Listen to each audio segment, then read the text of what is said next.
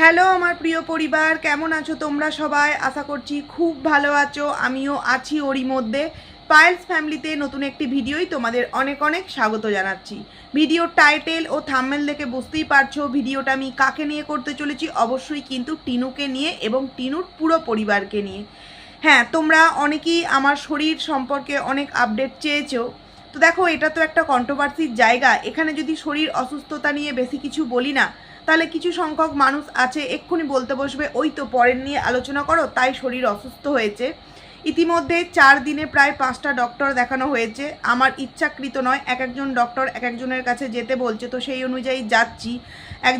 একজন সার্জনের সাথেও কথা বলা হয়েছে। আজকে সারাটা দিনই এই ডক্টর, ইউএসজি, ব্লাড টেস্ট এই সমস্ত করে কাটিয়েছি। প্লাস কালকে সকালবেলা প্রায় 7টার মধ্যে বেরিয়ে যাব। কখন বাড়ি ফিরবো জানি না। শুক্রবার দিন বিআর সিং যাব। তারপর যথারীতি আরও অনেক অনেক অনেক টেস্ট আছে। একটা ক্রিটিক্যাল বিষয় হয়েছে আমার সাথে, তো সেই নিয়ে একটু আমি নাজেহাল আছি।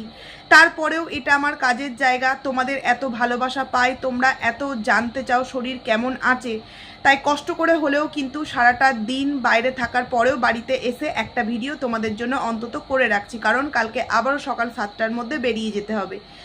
যাই হোক, এই যে আমি এখন ভিডিও করতে বসেছি, শরীর কিন্তু সেইভাবে সাথ দিচ্ছে না, তারপরেও কিন্তু ভিডিওটা আমি করছি। কারণ কি, কোথাও না কোথাও এটা যেমন আমার একটা দায়িত্ব যে আমার আইডি আমি ওপেন করেছি, এখানে আমার ভিউয়ার্সরা আমার ভিডিও দেখতে অভ্যস্ত। আমি আমার মতামত দিই এবং তারা আমার মতামত, কখনো বা ভুল কখনো বা ঠিক, তারা তাদের মতো করে আমাকে কমেন্টস করে জানায়। এই যে একটা সোশ্যাল মিডিয়ার মাধ্যমে, ভিডিওর মাধ্যমে একটা যে ভালোবাসার আদান প্রদান এবং এরই মাধ্যমে কিছু টাকা ইনকাম, তো সমস্ত কিছু মিলিয়ে গুছিয়ে কিন্তু একটা ভিডিও দেওয়ার তাগিদ অবশ্যই কিন্তু আমার একজন কন্টেন্ট ক্রিয়েটার হিসাবে থাকে।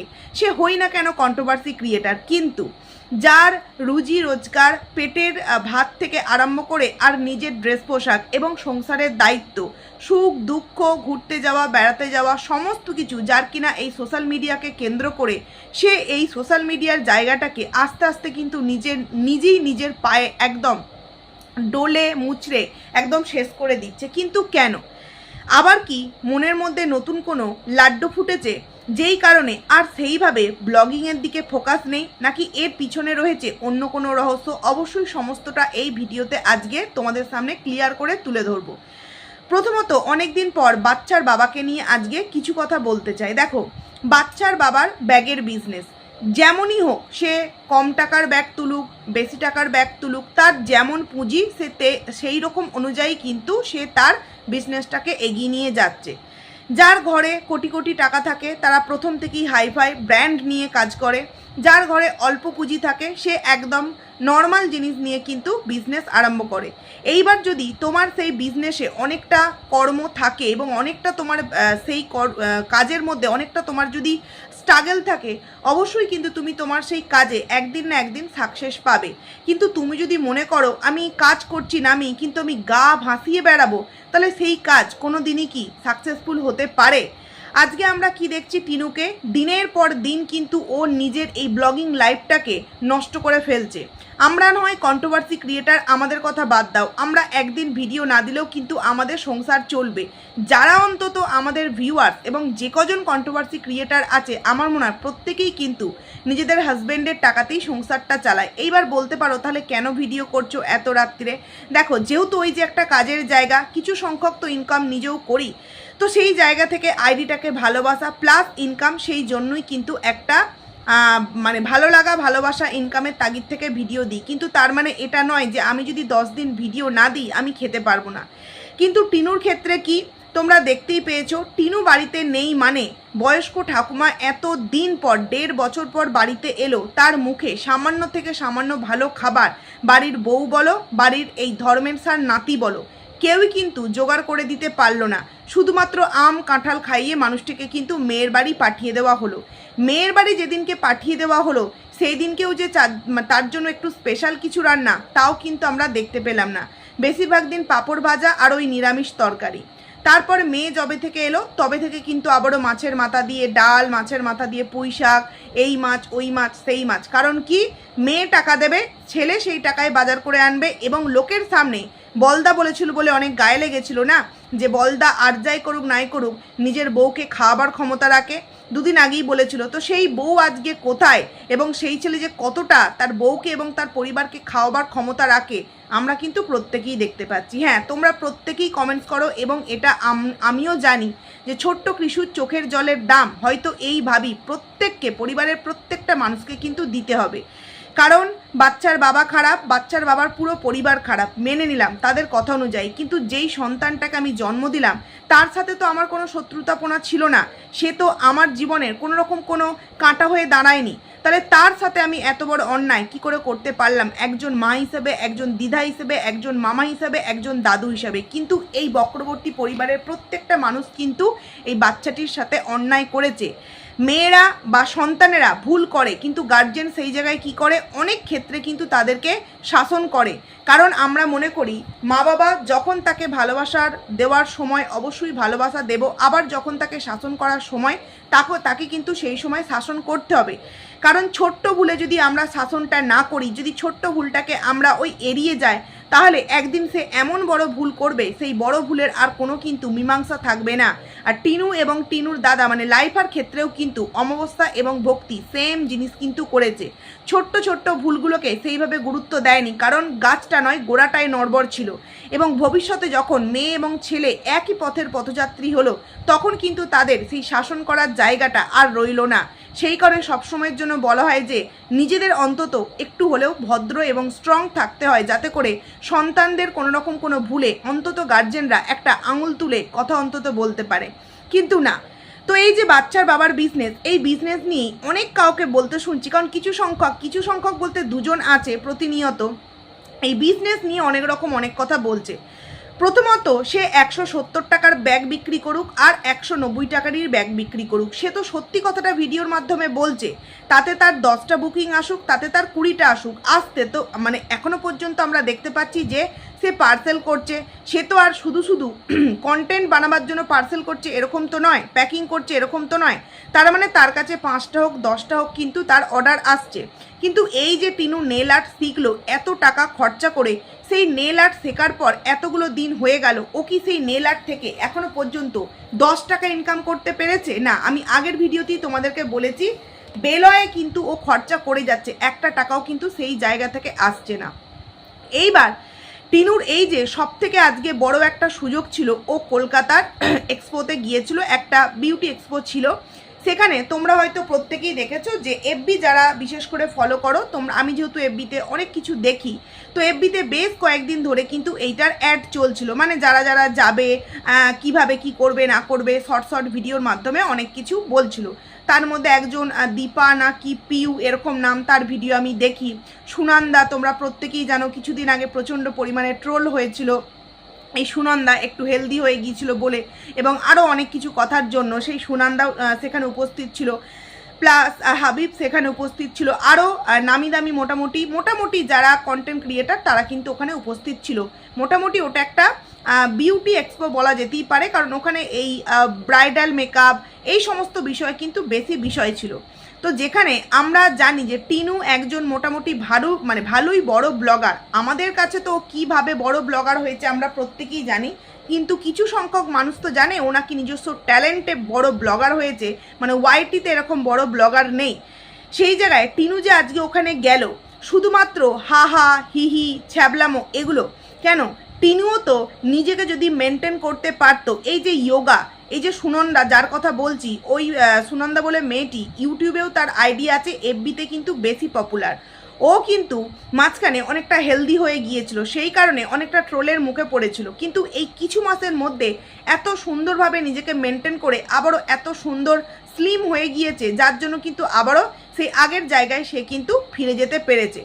টিনু এই যে যোগা ক্লাস জয়েন করলো, ও যদি মন করতো যে আমি স্লিম হব, তোমরা দেখেছো মাম্পি.রাহুল কিছুদিন আগে যখন তার সেকেন্ড বেবিটা হলো, প্রথম বেবি হওয়ার মানে মায়েরা হওয়ার পর তো অনেকটা হেলদি হয়ে গিয়েছিল, বাট যখন সেকেন্ড বেবিটা হলো তারপর কয়েক মাসের মধ্যে ওর নিজস্ব ডায়েট মেনটেন করে এবং অবশ্যই জিম করে যোগা করে কি সুন্দরভাবে নিজস্ব ফিগারটাকে আবারও আগের মতো করে নিয়ে এসেছে। এখন ওই কারণে ও সুন্দর সুন্দর ড্রেস পোশাক পরতে পারছে, সুন্দরভাবে অনেক কিছু ব্র্যান্ড প্রমোশন করতে পারছে। দেখো ব্র্যান্ড কিন্তু সব কিছুর সবাইকে দিয়ে প্রমোশনাল ভিডিও করায় না, তোমরা একটা জিনিস লক্ষ্য করবে, যখন ফোকলা টিনুর লাইফে সবসময়ের জন্য ছিল, টিনু কিন্তু অনেক ভালো ভালো ব্র্যান্ডের প্রমোশনাল ভিডিও করতো। আমি নামগুলো নাই বললাম, আমরা শীতকালীন যেই একটা ক্রিম ইউজ করি, প্লাস চুলের জন্য, তারপরে তোমার ড্যাশমেরি ওয়াটার, এরকম অনেক কিন্তু ও ব্র্যান্ড প্রমোশন করতো। কিন্তু এই রিসেন্টলি আগারো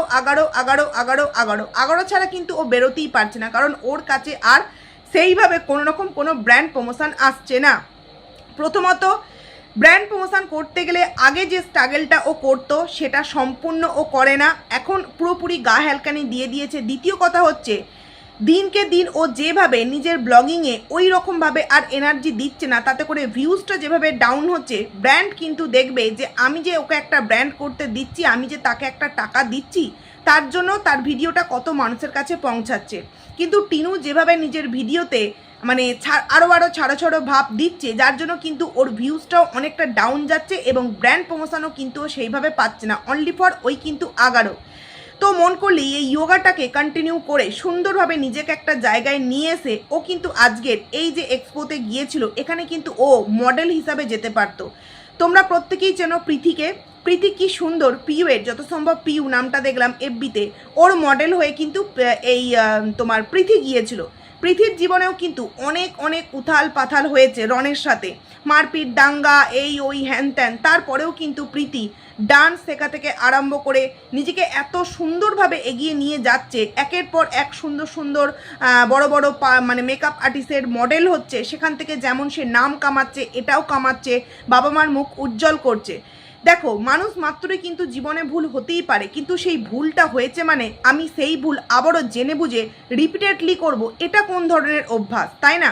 কিন্তু তোমরা প্রীতিকে দেখলে বুঝতে পারবে জীবনের ওর যে ভুল, সেই ভুলটাকে ও দ্বিতীয়বার সংশোধন করে নিয়ে এবার কিন্তু নিজের জীবনটাকে খুব সুন্দরভাবে এগিয়ে নিয়ে যাচ্ছে।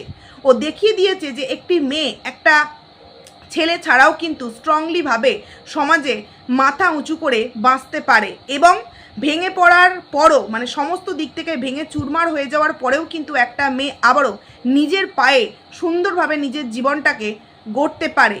কিন্তু টিনুর মধ্যে কি দেখলাম, সেই যে সকালবেলা বেরোলো, এমন একটা ভান করছে কদিন ধরে এক্সপো যাবো, এই নেল আর্ট করবো, ওই করবো, সেই করবো। আমি তো ভাবলাম বিশাল কিছু বিষয়, কিন্তু না, আমি জানতাম যে এক্সপো মানে ওই যে এফবিতে যারা ভিডিওগুলো দিচ্ছে সেইখানেই যাবে।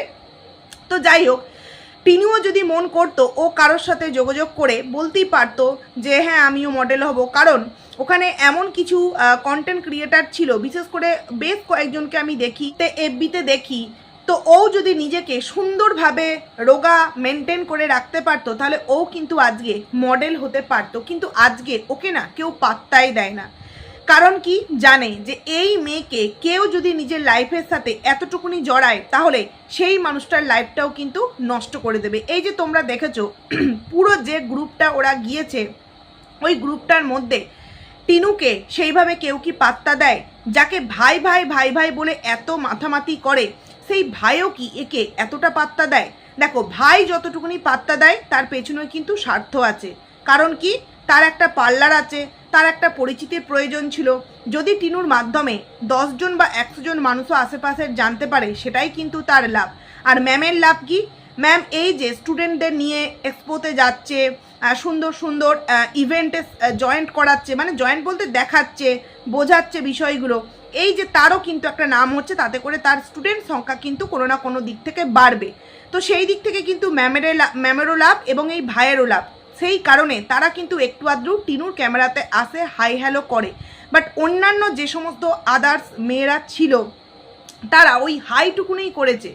কিন্তু তারপরে টিনু যে ছ্যাবলামোটা করছিল, সেই ছ্যাবলামোগুলো অন্যান্য মেয়েদেরকে করতে দেখেছো?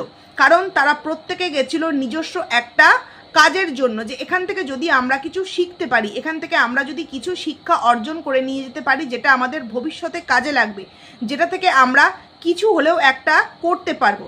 কিন্তু টিনু গেছে সেখানে কি অনলি ফর কন্টেন্টের জন্য। খুব অবাক লাগছে, টিনুর মতোই কিছু কন্টেন্ট ক্রিয়েটার এখন তারা হয়তো অনেকটা এগিয়ে গেছে, কিন্তু এক সময় টিনুর সমকক্ষ ছিল সাবস্ক্রাইবারের দিক থেকে, তারা আজকে কোথায় এগিয়ে গেছে শুধুমাত্র নিজস্ব ট্যালেন্ট এবং ভদ্রতার জন্য। কিন্তু টিনু আজকে নিজস্ব নোংরামোর জন্যে কোন তলানিতে এসে দাঁড়িয়েছে আশা করছি তোমরা বুঝতে পারছো। যেই স্টেজে টিনুও হয়তো মডেল হিসেবে যেতে পারতো, সেই জায়গায় টিনু দূর থেকে একদম লুকোচুরি করে ক্যামেরা করছে এবং বলছে, ও এটা তো সুনন্দা, এটা তো এটা তো ও। ওরা এমন কিছু বিশাল কিছু একদম সেলিব্রিটি না, তারা আস্তে আস্তে মানে আমার তো মনে হয় এরা এই রিসেন্টলি হয়েছে, সুনন্দা এরা তো রিসেন্টলি হয়েছে, বাট টিনু আজ থেকে 6 বছর আগে থেকেই কিন্তু ভাইরাল একটা ফেস। ও যদি সুন্দরভাবে নিজেকে মেনটেন করে একটা সুন্দর লাইফ কাটাতে পারতো, ও কিন্তু আজকে হয়তো এই জায়গা থেকে ডাক পেত, কিন্তু না, ওর একটাই কাজ, ছ্যাবলামো করব, নোংরামো করব এবং এই সমস্ত বিক্রি করে ওই 8,000 10,000 যা ভিউজ হচ্ছে তাতে পুঁইশাক চচ্চড়ি, কচুর ডাঁটা, এই থানকুনি পাতা বাটা, এইভাবে দিনটা কাটিয়ে দিতে পারলেই হলো। তো আমি বলবো যারা বাচ্চার বাবার ব্যাগ নিয়ে এত তোমাদের চিন্তা, মানে কয়েকজন ক্রিয়েটার কয়েকজন ভিউয়ার্সের যে ওই 170 টাকার ব্যাগ বিক্রি করছে, তবু তো বলবো 10টা ব্যাগ বিক্রি হচ্ছে। টিনুর কি হচ্ছে? টিনুর উন্নতি কোথাও কি হচ্ছে? অবনতি বই উন্নতি টিনুর কোনোদিন হচ্ছেও না আর হবেও না, কারণ টিনু কোনো বিষয়ে সেইভাবে গুরুত্বই দেয় না বা ফোকাসই দেয় না, ছ্যাবলামো। প্রথমত ও যে গ্রুপের মধ্যে গেছে সেই গ্রুপের মধ্যে প্রত্যেকের ড্রেসিং সেন্স তোমরা দেখেছো একটু অন্য লেভেলে বা স্টাইল করে কিন্তু নিজেকে সাজিয়ে গুছিয়ে নিয়ে গেছে, কিন্তু টিনুর কি সেই একটা প্যান্ট, তার সাথে ওই একটা কুর্তি, 250-300 টাকার একটা কুর্তি, যেটা উপযুক্তভাবে দেখতে মানে ভদ্র, বাট কোনোরকম কোনো স্টাইলিশ কিন্তু নয়। তো সেইরকম কিছু ড্রেসও পরেনি বা মেকআপও সেইভাবে, দেখো মেকআপ মানে যে উগ্র মেকআপ করতে হবে তেমন নয়, সুন্দরভাবেও কিন্তু নিজেকে সাজিয়ে গুছিয়ে নিয়ে যাওয়া যায়। একটা ব্যাগ যেটা কিনা সেটাও আগের দিন সেলাই করতে হলো, কোনোরকম কোনো ড্রেসিং সেন্স তো নেই। শুধুমাত্র এরা কি মনে করে জানো তো, ওই হাতে পায়ে কিছু নেল আর্ট করে নেবো, শিখেছি এখন নতুন নতুন কাগের গু খেয়েছে, ওই সুন্দর এই দুটো নেল আর্ট করে নেবো হাতে পায়ে, ব্যাস আমি একদম ধর্মের ছাড়ো যাবো, এরকম একটা বিষয়। কিন্তু ওই পুরো গ্রুপটার মধ্যে টিনুকেই যেন মনে হচ্ছিল একদম ব্যাকডেটেড টাইপের, একদম যেন মনে হচ্ছে কোনোরকম কোনো কিছু জানেই না, টিনুকেই যেন মনে হচ্ছে ওরা অনেক কিছু শিখিয়ে দেবে। কারণ কি, টিনুর নিজের মধ্যে কনফিডেন্সের প্রচণ্ড পরিমাণে অভাব। যদি কোনো কিছুর কনফিডেন্সের ওর মধ্যে পুরোপুরি ভরপুর থাকে সেটা হচ্ছে কিন্তু পরকীয়া। কীভাবে নোংরামো করব, কিভাবে স্বামী থাকাকালীন আর একটা পরপুরুষের সাথে প্রেম করব, তার সাথে ডিভোর্স হয়ে যাওয়ার আগেই সেই পরপুরুষটাকে বিয়ে করে ফেলবো, আবারও তাকে ছেড়ে দিয়ে আবারও একের অধিক ছেলের সাথে সম্পর্ক তৈরি করব, এই সমস্ত কিছুতে কিন্তু দাদা এবং বোন একদম এক্সপার্ট। কিন্তু নিজের প্রতি যে একটা কনফিডেন্স লেভেল বাড়িয়ে সে যে আস্তে আস্তে উন্নতির শিখরে উঠবে, সেরকম কোনো কনফিডেন্স লেভেল কিন্তু এই টিনুর মধ্যে নেই।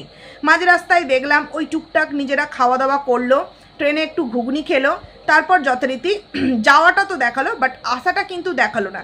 এই জায়গায় কিন্তু আমার একটা প্রশ্ন আছে যে এই যে আশাটা দেখালো না, তাহলে কি আসার সময় কেউ সাথে ছিল? কারণ তোমরা একটা জিনিস চিন্তা করে দেখো, এই বন্ধুর বাড়িতে যখন নেল আর্ট করতে গিয়েছিল তখনও কিন্তু আগের বার মনায় আর আগের দিন কিন্তু দাদা নিয়ে এসেছে। তাহলে এখান থেকে ওকে কে নিয়ে এলো? বললো না তো যে দাদা নিয়ে এলো, বললো কি না আমি তো শুনিনি। তাহলে আসার ভিডিওটাও সম্পূর্ণ দেখালো না কেন? তাহলে কি কেউ কি সাথে ছিল? কেউ বলতে ফোকলা কি আবারও টিনুর জীবনে নতুন করে এন্ট্রি করেছে? কারণ ওই যে বলেছি তোমাদেরকে, সেই দিনকার সেই ছবিটা কিছুটা তো অবশ্যই ফোকলার সাথে মিল ছিল। তাহলে কি ফোকলা আবারও টিনুর জীবনে এন্ট্রি করলো? দেখো, যে যেমন মানুষের সাথে মিশবে সে তো তেমনই ব্যবহার করবে, তাই না? তো ফোকলা যেমন, টিনু আস্তে আস্তে সেই রকমই হয়ে গিয়েছিল, চোর চুরি এরকম একটা বিষয়। কিন্তু এই যে ও আজকে যে এক্সপো করে যে বিশাল কিছু একটা করছিল, কিন্তু ও ওখানে গিয়ে পুরোপুরি মুখ থুবড়ে পড়লো। মানে সোপাটে ওখানকার যেই সমস্ত স্টুডেন্টরা ছিল তারা যেন মনে হলো টিনুকে সোপাটা একটা এটা মারলো, কারণ তারা কিছু কিছু জিনিস ওখান থেকে কিনেছে, কারণ তাদের সেগুলো কাজে লাগবে। কিন্তু টিনু বলেই দিল যে আমি তো এমনি এসেছি, কারণ আমি তো আর ওই সমস্ত ব্রাইডাল জানি না, তাই আমি ওই সমস্ত কিছু নিয়েও নি। কারণ টিনু যেখানেই যায় সেখানে কি করে, শুধুমাত্র ওই কয়েকটা তোমার কাপ কেনে, কয়েকটা কানের কেনে, কয়েকটা দুল কেনে, কয়েকটা ওই চাবির রিং কেনে, এই সমস্ত কিনে কিন্তু চলে আসে। তোমরা দেখিয়েছো যে এর ফুটপাথ ছাড়া আবার কোনো জায়গার ড্রেস পছন্দ হয় না। নচেত যখন এইরকম একটা জায়গায় যাবে, এত টাকা খরচা করছে, সুন্দরভাবে একটু শপিং মলে গিয়ে একটু স্টাইলিশ ড্রেস পোশাক কিনতেই পারতো। আর এই যে দেখায় না, দেখো জামাটা কত লুজ হয়ে গেছে, তোমাদের মনে হয় যে ও অনেকটা রোগা হয়েছে? একদমই নয়। কারণ ক্যামেরা ধরার অ্যাঙ্গেলে কিন্তু মানুষকে অনেক রকম দেখায়। ক্যামেরা তুমি যদি নিচু থেকে ধরো তাহলে তোমাকে অনেকটা রোগা এবং অনেকটা লম্বা লাগবে। টিনুর ভিডিওতে টিনুকে যতটা রোগা লাগে, টিনুর মায়ের ভিডিওতে টিনুর চেহারাটা একবার দেখবে। যখন টিনু বাড়ি ফিরে এলো, টিনুর মায়ের ভিডিওতে বলছে কি গরম কি গরম, কিন্তু ভেতরটা পুরো এসি। আহারে, এই এসির কথা বললেই নয়, মিত্র পরিবারের কথা মনে পড়ে যায়। কি সুন্দর এসির তলায় বসে বসে পরপুরুষের সাথে পরকিয়া করা, চ্যাটিং করা, সেই চ্যাটিংয়ের মাধ্যমে আবার হেক্স চ্যাট করা, এইটা ওটা আদান প্রদান করা, কি না ভালো দিন ছিল, তাই না? সেই যে এসির মুখ দেখা বন্ধ করলো, না তো আর সেই এসির মুখ লাইফা দাদা দেখাতে পারলো, না তো বাবা দেখাতে পারলো, না তো মা দেখাতে পারলো, আর না তো ফোগলা দেখাতে পারলো। কারণ তারা প্রত্যেকেই টিনুকে ব্যবহার করবে, টিনুর কাছ থেকে চুষে নেবে, সে টাকা বলো আর অন্যান্য জিনিস বলো, সেই কারণে টিনুকে ব্যবহার করেছে। কিন্তু বাচ্চার বাবা নিজের ওয়াইফ এবং হাজব্যান্ড মিলে একটা টাকা ইনকাম করতো, সেই টাকা দিয়ে সংসার প্লাস বাচ্চার ভবিষ্যতের জন্য কিন্তু তারা সঞ্চয় করতো, যার জন্য নাকি বাচ্চার বাবা বিশাল কিছু একটা ভুল করে ফেলেছিল। কিন্তু এখন কি হচ্ছে, একটা সুন্দর ইভেন্টে যাব, যার জন্য একটা সুন্দর ড্রেসিং সেন্স পর্যন্ত তার মধ্যে নেই। মানে আস্তে আস্তে নিজেকে কোথায় নামিয়ে এনেছে তোমরা চিন্তা করেছো? এবং আগের দিনের আর একটা কথা আমার বলতে মনে নেই, ও বলল যে আসার সময়, ওই বন্ধুর বাড়ি থেকে আসার সময় ভেজ বিরিয়ানি নিয়ে এসেছে, কারণ কি সোমবার। প্রথমত হচ্ছে সোমবার মানে বাবার বার, আমরা প্রত্যেকেই জানি। আমরা বাড়িতেও সোমবার যারা করি, আমি ওইভাবে করি না, আমি প্রথম সোমবারটা এবং লাস্ট সোমবারটা করি, এবং সেই দিন বাড়িতে ভাত কিছুই হয় না, মানে দুপুরবেলা ফল টল খেয়েই থাকি। এবার বাড়ির অন্যান্য মানুষ মানে হাজব্যান্ড বলো বাচ্চা বলো, তারা তার ফল খেয়ে থাকতে পারবে না, তাদের জন্য ময়দার বা আটার জিনিস করে দিই, তার সাথে তরকারি করে দিই, অবশ্যই নিরামিষ। আর বাদবাকি যে দুটো সোমবার, সেই দুটো সোমবার কিন্তু নর্মাল খাবারই খাই, ওইভাবে ফল খেয়ে থাকি না, মানে দুটো সোমবারই করি। আর এর মধ্যে তো শরীর অসুস্থ, 4টে সোমবার করাই যাবে না। আগের সোমবার করেছি, প্রথম সোমবারটা, আবার লাস্ট সোমবারটা করব। কিন্তু বললো যে ভেজ বিরিয়ানি। আচ্ছা, নর্মাল দোকানে ভেজ বিরিয়ানি কখনো পাওয়া যায় তোমাদের মনে হয়? সামান্য মাটন বিরিয়ানি চাইলে ওই চিকেনের হাঁড়ি থেকেই দেখবে ওই মাটন কেটে ওই রাইসই দিয়ে দেয়। একমাত্র বড় বড় রেস্টুরেন্টে কিন্তু এইগুলো আলাদা হয়। তবুও আমার মনে হয় এই সমস্ত উপোসের দিন বাইরের খাবার কখনোই সম্ভব নয়। আমরা বাড়িতে বানালেও সমস্ত কিছু ধুয়ে পরিষ্কার পরিচ্ছন্ন করে তারপর করি। আর এরা নাকি সোমবার পালন করছে, আবার বাইরের ভেজ বিরিয়ানি খাচ্ছে। তো সেই যে ভেজ বিরিয়ানি খেলো, সেটা আমাদের সামনে দেখানো হলো না কেন? তার মানে কি বাড়িতে কেউ আবারও আসা যাওয়া শুরু করেছে? কারণ দেখো, আগে ছিল মৌসম্বি, একটা বলে দেওয়ার একটা জায়গা ছিল, কিন্তু এখন কেউ যদি রাত্রিকালে আসেও, কেউ কিন্তু বলার কওয়ার নেই, কারণ ঠাম্মা কিন্তু চলে গেছে। আর এদিকে আমাদের পুক্কুর বাবা কিন্তু এন্ট্রি নিয়ে নিয়েছে, মানে ঠাম্মি আউট আর পুক্কুর বাবা কিন্তু ইন হয়ে গেছে। তার মানে এই পুক্কুর বাবা বলো, এদের এই নোংরামোটাকে এরা কিন্তু সাপোর্ট করেছে, কারণ জানে যে নোংরামোকে যদি সাপোর্ট করি আমাদের তো কিছু ক্ষতি হবে না, আমরা ভালো মন্দ খাবার পাবো, আমরা সুন্দরভাবে আমাদের লাইফস্টাইলটাকে চালাতে পারবো, কারণ এদের সমস্ত কিছুতেই ওরা ভাগ বসায়। কিন্তু যদি আমরা এদের এই জিনিসগুলোকে মেনে না নিই, তাহলে তো আমাদেরই আখেরে লস। তো এখনকার যুগে কে নিজের লস করতে চায়? তাই তারা কিন্তু দেখেছো, যাই ঠাম্মি চলে গেছে, কি সুন্দরভাবে কিন্তু আবারও এন্ট্রি নিয়ে নিয়েছে। মানে টিনুর আজকের ভিডিওটা দেখে না আমার মনে হচ্ছিল যে নিজেকে কোথায় আরও এগিয়ে নিয়ে যাবে, আস্তে আস্তে নিজেকে কিন্তু পিছিয়ে নিয়ে আসছে। মানে নিজের ড্রেসিং সেন্স নেই, একটা জুতো পরে ফেললেই হলো, আর ওই সব জায়গাতেই প্যান্ট আর ওই রকম নর্মাল কুর্তি। এগুলো ঠিক আছে, পার্লারের ক্লাস করতে যাচ্ছে, নেল আর্ট করতে যাচ্ছে, ঠিক আছে, কিন্তু কোনো একটা তুমি ইভেন্টে যাচ্ছ, এক্সপোর মতো জায়গায়, সেখানে তোমাকে ভাবতে হবে যে আরও 5টা মানুষ আসবে, সেখানে আমিও একটা মোটামুটি ভালোই বড় ব্লগার, হ্যাঁ, যতই পরকিয়া করে হই না কেন, তো সেই জায়গায় নিজেকে একটু তো মেনটেন করে যেতে হবে। কিন্তু কি আর করবে, বাড়িতে বৌদির সাথে দাদার মানে অশান্তি চলছে, ডিভোর্স হয়ে যাওয়ার মতো অশান্তি, মায়ের সাথে বাবার, তো সেখানে কি আর নতুন ড্রেস কেনার মতো তার সামর্থ্য আছে? কারণ সে যদি নতুন ড্রেস কিনতে যায়, দাদাকে কিনে দিতে হবে, মাকে কিনে দিতে হবে। কারণ তোমরা দেখেছো আগের দিন স্মার্ট পয়েন্টে গিয়ে সমস্ত বাজারঘাট করলো টিনু, অথচ ভিডিওতে অমাবস্যা বলল কি যে সোনা সমস্ত কিছু বাজারঘাট করে এনেছে। এবং অমাবস্যার কথা বলতে মনে পড়লো, অমাবস্যার ভিডিওতে দেখলাম ফুলকপি আলুর তরকারি ওই মাছ দিয়ে, এবং তার সাথে আর একটা কী করেছে, সেই ফুলকপির মধ্যে এত বড় পোকা, জানি না বাবা সেই পোকা দিয়েই কি রান্না করে দিল। মানে এরা নাকি খুব পরিষ্কার, খুব পরিচ্ছন্ন, খুবই পরিচ্ছন্ন, মানে এতটাই পরিচ্ছন্ন, পোকার জিনিসও কিন্তু এরা রান্না করে খেয়ে ফেলতে পারে। বলতে কি জানো তো, অন্যের জীবন নষ্ট করে নিজের জীবনে কখনো না উন্নতি করা যায় না। কেন বলছি কথাটা, আজকে সবার কথা বাদ দিই, ছোট্ট বাচ্চাটার কিন্তু সারা জীবনের একটা কলঙ্কের বোঝা এই টিনু চাপিয়ে দিয়েছে, যে তার মা পরকিয়া করে তাকে রেখে বেরিয়ে গেছে। বাচ্চাটাকে কোথাও না কোথাও একবার হলেও এই বিষয়ে কথা শুনতে হয়। তাই একটা বাচ্চার জীবন নষ্ট করে ও কি কখনো সুখে থাকতে পারে? কখনো কি উঁচুতে উঠতে পারে? চেষ্টা করলেও হয়তো যদিও বা পারতো, চেষ্টা তো নেই, কারণ ওর চেষ্টা আছে কোথায় একটা ধরবো নতুন চিড়িয়া, বুঝলে। তো যাই হোক, এবার চলে আসি লাইফার কয়েকটা পোস্ট তোমাদের সামনে প্রতিনিয়ত যেমন শোনায়। ভালোবাসি শুধুই তাকে, ভালোবেসে ভালোবাসায় বেঁধেছে রাখি। জিনিস থাকলেও শখের মানুষ কিন্তু একজনই থাকে, সে একজনই হচ্ছে তুমি।